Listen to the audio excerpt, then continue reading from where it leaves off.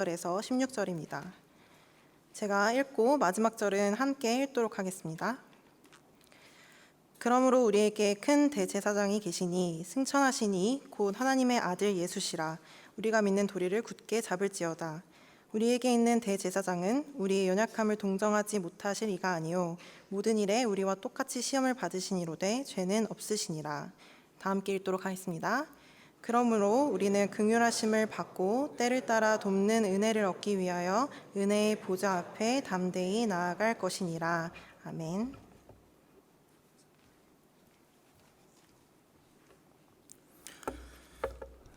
예수님은 그리스도이십니다.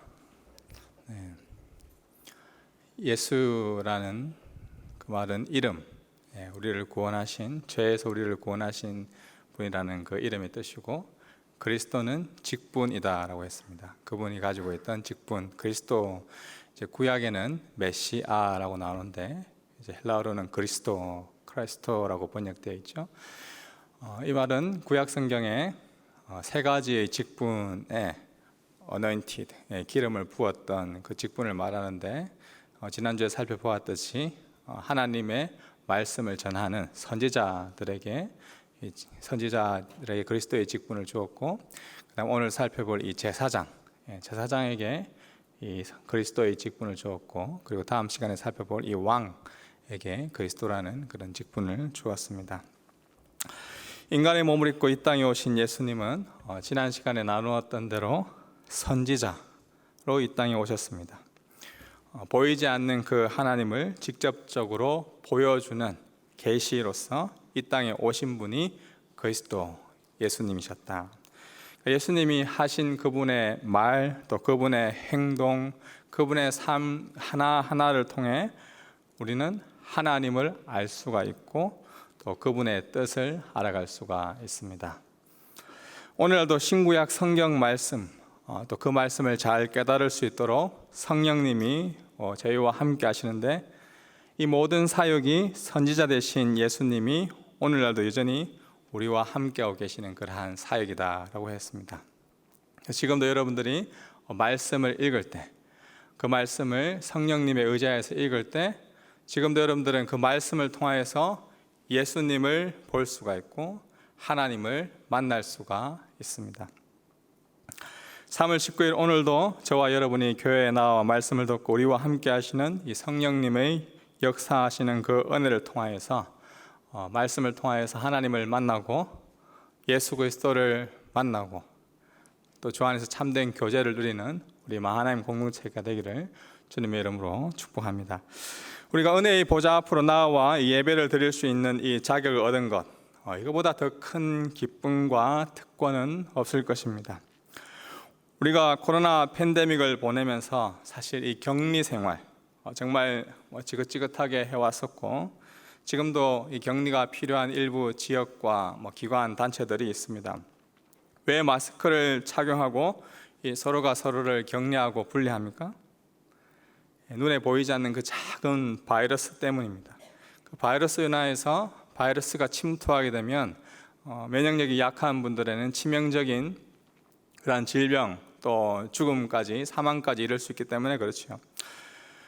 이와 마찬가지로 우리가 만약에 바이러스가 있다면 어떻게 될까요? 죄의 바이러스가 우리가 있다면 이 자리에 나와서 여러분들이 하나님 앞에 예배를 드릴 수 있을까요? 예배를 드릴 수 없을까요? 먼저 우리 하나님은 죄가 있으신 분입니까? 없으신 분입니까? 없으신 분입니다. 다음 저와 여러분은 어떻습니까? 죄가 있는 사람입니까? 없는 사람입니까? 있는 사람입니다. 맞죠? 그렇다면 이제 무슨 일이 일어나는 거죠? 하나님은 죄와 함께 할 수 없는데 우리는 죄인입니다. 그럼 우리가 어떻게 하나님께 나아갈 수 있습니까? 바로 제사장으로 오신 예수님 덕분에, 예수님 때문에, 예수님의 은혜로, 예수님을 통로로 삼아 우리는 하나님께 나아갈 수 있는 것입니다. 저와 여러분은 죄의 덩어리입니다.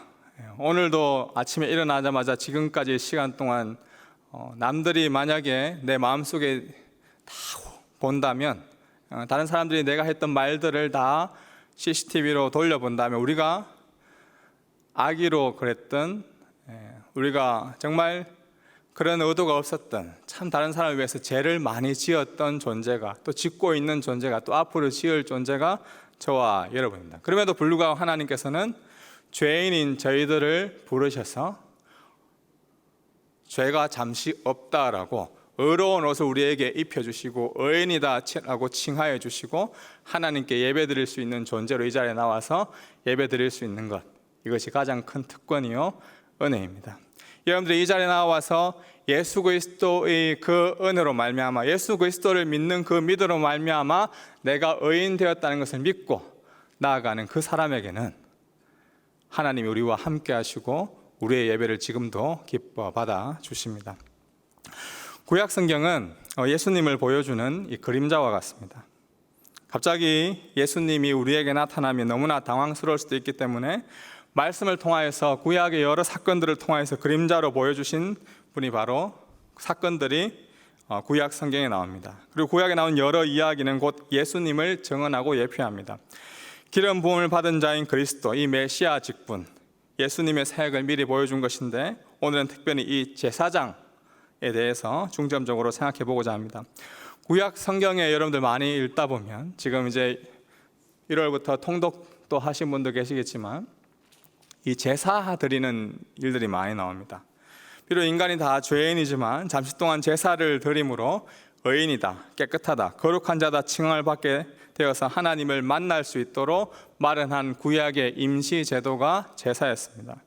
그래서 출애굽기 말씀에 보면 적어도 큰 성인 남자들은 어디에 살고 있든지 1년에 3번은 성전으로 나아가서 하나님께 제사를 드려야 했습니다. 출애굽기 23장 17절에 보니까 모든 남자는 1년에 3번씩 하나님 여호와 앞에 나와 제사를 드려야 된다라고 나옵니다. 사실 예수님이 오시지 않았다면 여러분들 오늘 이렇게 예배당에 교회에 나올 때 아마 어느 정도 재산이 있는 분들은 아마 송아지나 소를 끌고 오실 수도 있었고요. 나는 좀 돈이 없다 하는 뭐 새 한 마리를 잡아온다든지 아니면 뭐 염소를 가지고 온다든지 양을 가지고 온다든지 그렇게 했을지 모르겠습니다. 아마 여러분들이 지금 교회에 나올 때 뭐 소나 양이나 염소를 안 가지고 오도 된 이유가 바로 제사장 대신 예수님께서 계시기 때문에 그렇죠. 근데 구약에는 이스라엘 백성들이 하나님 앞에 예배드리러 성전에 나아갈 때 그들의 죄를 사함받기 위하여서 제물을 가지고 나아갔습니다. 그래서 유월절, 오순절, 장막절 그들은 형편에 따라 제사드릴 짐승을 들고 성전으로 향했죠. 그러면 성전에서 일하고 있던 이 제사장들은 백성들을 돕는 그 일을 하였습니다. 일반적으로 구약시대 제사장들은 이스라엘의 그 12지파 가운데 이 레위 지파에 속한 사람들로서 특별히 아론이라는 그 집안을 택하셔서 제사장으로 임명하였습니다. 이스라엘 백성들 가운데 아론 집안의 후손만이 제사장으로 임명받을 수 있었고 이들은 백성들이 제사를 드릴 수 있도록 하나님께 나아갈 수 있도록 그 돕는 서포트하는 일들을 하였습니다.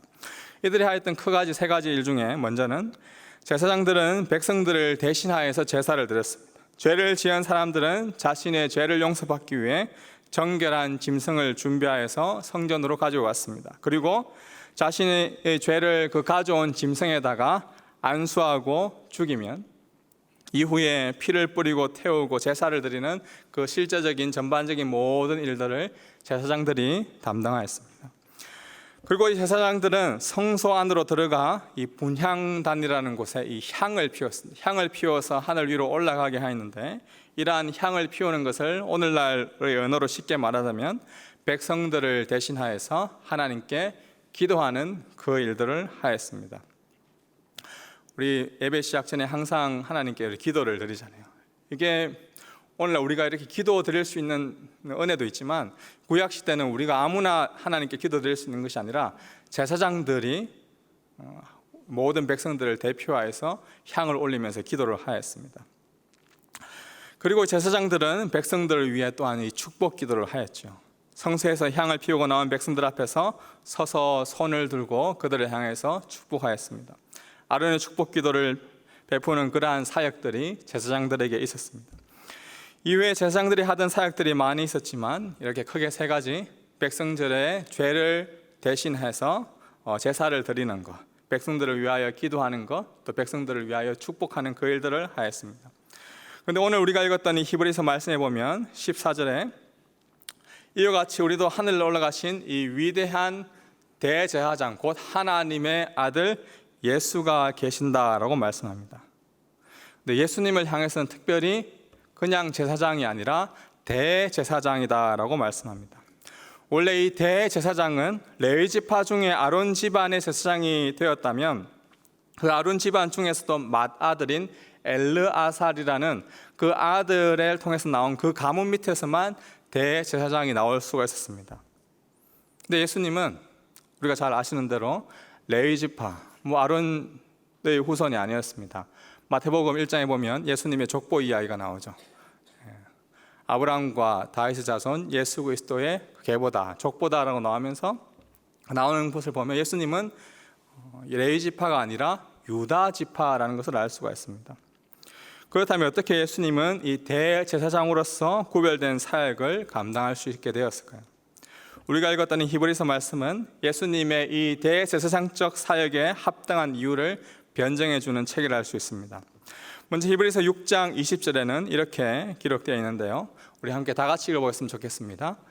예수께서는 우리를 위해 앞서 달려가신 분으로 그곳으로 들어가셔서 멜기세덱의 계열을 따르는 영원한 대제사장이 되셨습니다. 아멘. 히브리서 기자는 구약 시대 아론 계열의 제사장 위에 이 멜기세덱의 반열의 제사장이 있었는데 이 멜기세덱의 계열을 따르는 제사장이 곧 예수 그리스도다라고 증거합니다. 이 히브리서 7장에 보면 하나님께서 아브라함에게 주셨던 구원의 약속이 아론 계열의 제사장이 아니라 멜기세덱의 제사장에게 주신 약속으로 이 멜기세덱의 계열인 제사장으로 오신 이 예수님이 대제사장으로 오셔서 구약의 모든 사역을 다 성취하셨다, 마치셨다, 완성하셨다는 것을 설명해 가고 있습니다. 그렇다면 이 대제사장이 하였던 역할은 무엇입니까? 레위기 16장에 보면 구약에 1년에 한 번 대속죄일이 있었습니다. 백성들을 대신하여서 이 대제사장이 성소 안에, 그 안에 지성소가 있는데 그 지성소에 들어가서 하나님 앞에 모든 이스라엘 백성들의 죄를 대속하는 그 사역을 감당했던 사람이 대제사장이었습니다. 그가 있던 옷에 보면 가슴판에는 12개의 보석이 박혀 있었는데 이 12지파를 상징합니다. 이스라엘 12지파를 대표하여 대제사장은 하나님의 임재가 가득한 그 지성소, 시은자, 은혜의 보좌 앞으로 들어가서 모든 이스라엘 백성들의 죄를 두고 하나님의 자비와 용서를 구합니다. 그리고 하나님께 모든 죄를 다 용서받는 그 일들을 대제사장이 하였습니다. 그런데 이러한 사역들이 해마다 지속되었지만 그들의 죄를 완전히 다 지울 수는 없었습니다. 죄를 회개하고 다시 세상 속으로 돌아가고 다시 학교로 돌아가고 다시 직장으로 돌아갔을 때 그들은 또다시 죄를 지은 죄인으로 살 수밖에 없었죠. 또 나와서 죄를 회개하고 또 사함받고 이러한 일들이 연속적으로 있었습니다. 그런데 오늘 말씀해 보면 아론의 계열이 아니라 멜기세덱의 계열을 따르는 대제사장 예수님이 이 땅에 오셔서 제사장들이 반복해서 매번 계속해서 드리는 그 제사를 더 이상 반복하지 않도록 단 한 번에 완성하셨던 그 희생 제사가 있었는데 그것이 바로 십자가 제사였습니다. 히브리서 10장 11절 이하는 이렇게 기록하고 있습니다. 모든 제사장은 날마다 서서 섬기며 반복해 똑같은 제사를 드립니다. 그러나 그것들은 결코 죄를 제거할 수 없었습니다. 그러나 그리스도께서는 죄에 대해 단 한 번에 영원한 제사를 드리시고 하나님 오른편에 앉으셨습니다. 그 후 그분의 원수들이 그 발 아래 굴복할 때까지 기다리고 계십니다. 그분은 단 한 번의 제물로 거룩하게 된 사람들을 영원히 온전하게 만드셨습니다. 아멘. 사랑하는 우리 청년 여러분, 예수님의 이 단 한 번의 영원한 제사, 즉 이 십자가에 못 박혀 돌아가심으로 말미암아 우리를 영원히 거룩하게 하시고 어렵게 하셨다, 이 사실을 믿으십니까? 예수님은 더 이상 염소와 양, 송아지의 피가 아니라 자신의 피로 단번에 지성소에 들어가셔서 우리를 구원하신 분입니다. 저는 이 시골에서 자랐었는데요. 경상남도 이 거창이라는 아주 그 시골에 서 있으면 그 마을에 이제 행사들이 열립니다. 마을에 가끔씩 이제 경사난 축복할 일들이 생기면 이제 마을에 있는 짐승들을 잡는 이제 그 일들을 합니다. 여러분들 돼지 멱 따는 소리라는 그런 말 들어보셨어요?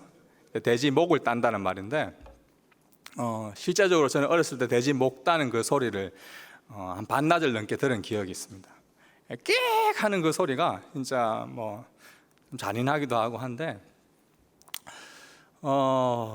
동물이 죽는다는 거 참 쉽지 않은 일입니다. 어느 동물도 주인님의 죄가 너무 크기에 제가 그 주인님의 죄를 대신 지겠습니다. 제가 주인님의 죄를 이렇게 담당할 수 있다는 것이 제 기쁨입니다. 저를 죽여주십시오. 감사합니다. 그렇게 하면서 자신의 목을 내밀 수 있는 그러한 양과 염소가 소가 있었을까요? 없었다는 것입니다. 아마 성전으로 나올 때 정결한 그 짐승에게 맛있는 것도 많이 주고 많이 이제 다독거리면서 데리고 왔을 겁니다. 그리고 어느 순간이 되었을 때 어떻게 했을까요? 말씀해 보면 그 짐승에게 머리에 안수를 합니다. 그 안수를 하는 것은 정가시킨다, 정가의 결인데 내가 지난번에 저 이웃과 이러이러한 죄를 지어가지고 너무나 죄를 많이 지었습니다. 이 죄를 이 짐승에게 전가합니다. 내가 우리 부모님께 이러이러한 잘못을 했었는데 이 죄를 전가합니다. 내가 지난번에 너무나 악한 행동들을 많이 했었습니다. 이 죄들을 전가합니다. 그러면서 제 자신의 죄들을 다 전가하고 나서 이제 자신이 잊고 있던 그 죄가 동물, 짐승에게 갔기 때문에 그 짐승을 이제 죽입니다. 그 죽이는 일을 직접 하죠. 네, 아마 발부둥 치는 그러한 일들이 일어났습니다. 그러면서 어떤 마음이 들까요? 다음에도 죄를 지어야 되겠다, 그런 마음이 들까요? 아마 그렇지 않을 겁니다. 발부둥 치며 안 죽으려고 하는 그 짐승을 보면서 내가 다시는 죄를 짓지 말아야지, 내가 다시는 하나님 앞에 똑바로 살아야지 라는 그런 다짐과 결단들을 하면서 제사를 드리죠. 그러고 나서 다시 집으로 돌아오고 일상생활을 합니다. 그런데 어쩔 수 없이 또 죄를 짓습니다. 마음으로, 생각으로, 또 관계 속에서 이렇게 또 죄를 지었죠. 또 다시 나옵니다. 그러면서 또 짐승을 잡죠. 그러한 일을 해마다 반복했던 게 구약의 제사입니다. 그러나 이 모든 구약의 제사를 이제 끊어버리고 완성하신 분이 바로 예수 그리스도이십니다. 히브리서 9장 11절 12절 말씀 한번 다 같이 읽어볼까요? 그러나 시작. 그러나 그리스도께서는 이미 이루어진 좋은 것들의 대제사장으로 오셨습니다. 그는 손으로 짓지 않은 곧 피조물에 속하지 않은 더 크고 더 완전한 장막으로 들어가셨습니다.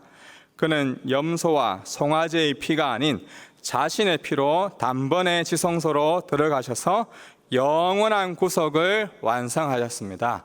아멘. 더 이상 교회에 올 때 소나 짐승, 양이나 염소를 가져올 필요가 없습니다.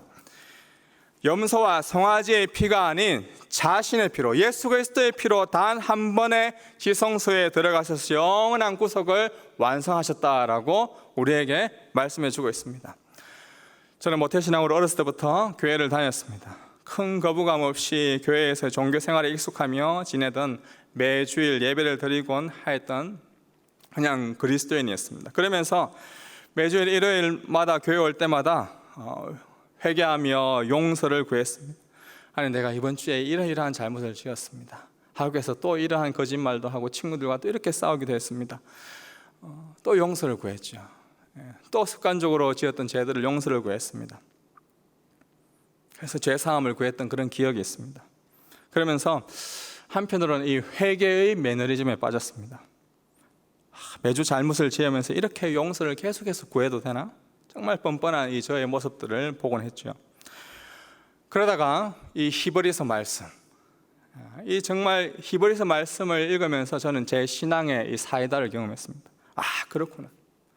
구약 시대의 사람들이 해마다 자신들의 죄를 가지고 용서함을 구했지만 완전히 그 죄를 용서받을 수 있는 그 길이 없었구나. 그런데 이제 대제사장으로 오신 그 예수님이 소나 양이나 염소의 그러한 피가 아니라 자신의 피로, 그 예수 그리스도의 그 십자가 피로 말미암아 단 한 번에 하나님께 제사를 드림으로 말미암아 저희 과거의 죄, 현재의 죄, 아니 내가 앞으로 미래에 지을 모든 죄까지 단 한 번에 속죄해 주셨구나, 대속해 주셨구나. 그 은혜를 깨닫고 나서는 그렇구나. 내가 계속해서 죄를 짓는 연약한 그런 죄인임에도 불구하고 정말 나를 받아주시고 나를 하나님께 의인이라 칭하여 주신 그 하나님께 나아갈 수 있는 것이 은혜이구나. 예수 그리스도의 그 십자가 은혜밖에 없구나. 그것을 깨닫고 나서 얼마나 하나님께 감사했던지 모릅니다. 물론 한번 회개하면 더 이상 회개할 필요가 없다, 한번 죄 용서함을 받으면 더 이상 회개할 필요가 없다라고 주장하는 그런 이단의 주장을 제가 말하는 것은 아닙니다. 그러나 우리는 더 이상 과거의 죄, 현재의 죄, 미래의 죄에 우리는 얽매일 필요가 없습니다. 여전히 내 속에 죄가 많고 지금도 죄를 짓고 있는 죄인이지만 예수 그리스도의 그 십자가 제사로 이런 죄인인 나조차도 죄 없다라고 칭하해 주시는 그 예수 그리스도의 칭의의 은혜로 말미암아 의인으로서 은혜의 보좌 앞으로 나아와 우리는 하나님께 예배를 드릴 수 있는 것입니다. 3월 19일 우리가 이 2시에 나와 예배를 드릴 수 있는 것도 우리의 공로가 아니라 예수 그리스도의 은혜입니다. 저와 여러분은 죄가 없으신 대제사장 예수님의 은혜로 하나님 앞에 나올 수 있는 귀한 특권을 누리게 되었다는 이 사실을 기억하셔야 합니다. 예수님의 십자가 그 은혜에 의지하며 예배에 자리에 나오는 자에게 예수님은 지금도 제사장으로서 하나님 우편에 앉아 계셔서 우리를 위하여서 기도하고 계신다, 간구하고 계신다라고 성경은 우리에게 말씀해 주고 있습니다. 로마서 8장 34절 말씀 다 같이 읽어보겠습니다. 누가 정죄하겠습니까? 죽었을 뿐 아니라 살리심을 받으신 분은 그리스도 예수십니다. 그분은 하나님 오른편에 계시며 우리를 위해 간구하십니다. 제사장으로 오신 그 예수님이 구약의 제사장들이 백성들을 대신하여서 하나님께 기도하며 간구했던 것처럼 우리가 죄악에 빠지려고 할 때, 우리가 음란한 생각들에, 우리가 악한 물결들에, 악한 행동들을 하려고 할 때 제발 우리 하나님, 저 아이가, 저 형제가, 저 자매가 죄에 빠지지 않도록 하나님 도와주세요, 지켜주세요. 우리를 위해서 지금도 여전히 간구하고 계신 분이 예수 그리스도이십니다. 죄와 사망의 권세 아래 있던 우리를 건져내어 영원한 생명으로 이끌어주신 그 예수님이 지금도 여러분을 위하여서 눈물로 간구하고 기도하고 계신다는 그 사실. 그런데 이 사실을 깨달으면 우리 삶에 얼마나 위로가 있는지 모릅니다. 사실 내가 정말 친하다고 하는 그 친구도 우리의 진정한 속마음을 다 이해할 수는 없습니다. 아니, 나를 어렸을 때부터 키워오셨던 우리 엄마, 아빠, 우리 부모님도 나의 내면 속에 있는 나의 근원적인 문제, 나의 고질적인 질병의 문제 해결해 줄 수 없습니다. 그러나 십자가에 단번에 제사를 드신 예수님은 우리를 위해 죽으셨을 뿐 아니라 제사장으로 오신 그분이 지금도 우리를 위해, 여러분들을 위하여서 기도하고 계십니다. 하나님, 이 마나임 이 아이가 나를 더 닮을 수 있도록 도와주시옵소서. 하나님께 나아갈 수 있도록 이 아이 속에 있는 이 죄의 바이러스를 하나님께서 제거해 주시옵소서. 그분이 가지고 계시는 그 의로움을 벗으셔서 우리에게 입혀주십니다. 그래서 우리는 기도할 때 어떻게 기도합니까? 우리의 모든 간구와 감사를 하나님께 드리고 마지막에 예수 그리스도의 이름으로 기도합니다. 아멘 하죠. 예수 그리스도의 이름으로 기도합니다가 없으면 사실 우리는 하나님께 나아갈 수 있는 기도하는 것 자체가 그냥 헛것입니다. 왜냐하면 우리는 죄에 가득한 존재이기 때문에 우리 죄인의 입술로 하나님께 아무리 고백하여도 그거는 그냥 흩날리는 소리를 받게 되지 않죠. 그러나 우리가 들었던 이 모든 고백들이 예수 그리스도의 그 의로움으로 입혀져서 하나님께 고백될 때는 하나님께 바르게 배송되는 그러한 기도가 됩니다. 무엇이 저와 여러분을 두렵게 합니까? 무엇이 우리를 자신감 없게 만들고 좌절하고 낙심하게 만듭니까? 모두 예수 그리스도 앞에 우리를 위해 기도하고 계시는 그 예수 그리스도 앞에 나오십시오. 지금도 우리를 위해 기도하고 계시는 그 예수님께 모든 것을 맡기십시오. 예수님 우리의 모든 형편을 아시는 분으로서 저와 여러분이 그 누구에게조차 말할 수 없는 고민과 걱정을 다 아시고 중보하고 계십니다. 이뿐입니까? 부활하신 예수님은 지금도 저와 여러분을 향하여서 축복하고 계십니다. 용기 잃지 마. 넌 가치 있는 존재야. 넌 소중한 존재야. 넌 하나밖에 없는 나의 아들이야, 딸이야. 우리를 축복하고 계시죠. 우리가 예배당 문만 나갔으면 어떻습니까? 세상은 우리의 행동과 우리의 말과 언어로 우리를 판단하지 않습니까? 운전 조금 못하더라도 빵거리고 공부 조금 못하더라도 막 무시하고 화장 조금 잘못했다고 막 무시하고 키 작다고 무시하고 조금 옆으로 많이 크다고 무시하고 맞죠? 사실 세상은 우리의 외모, 우리의 모습으로 막 판단하지 않습니까?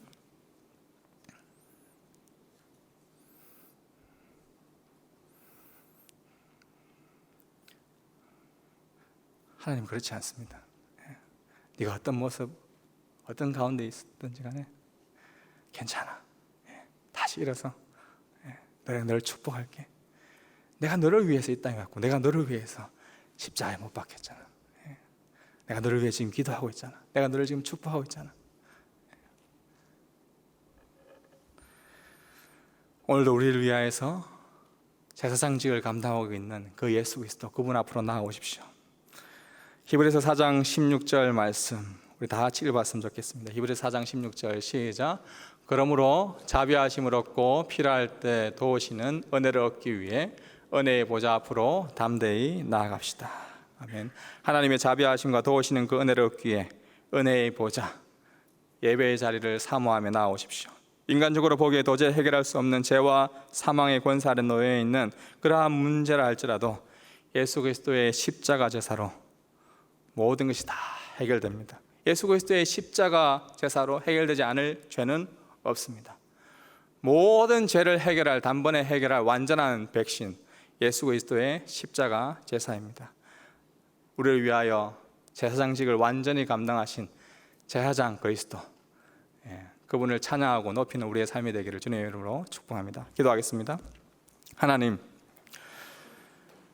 해마다 제사장들이 백성들을 대신하여 죄를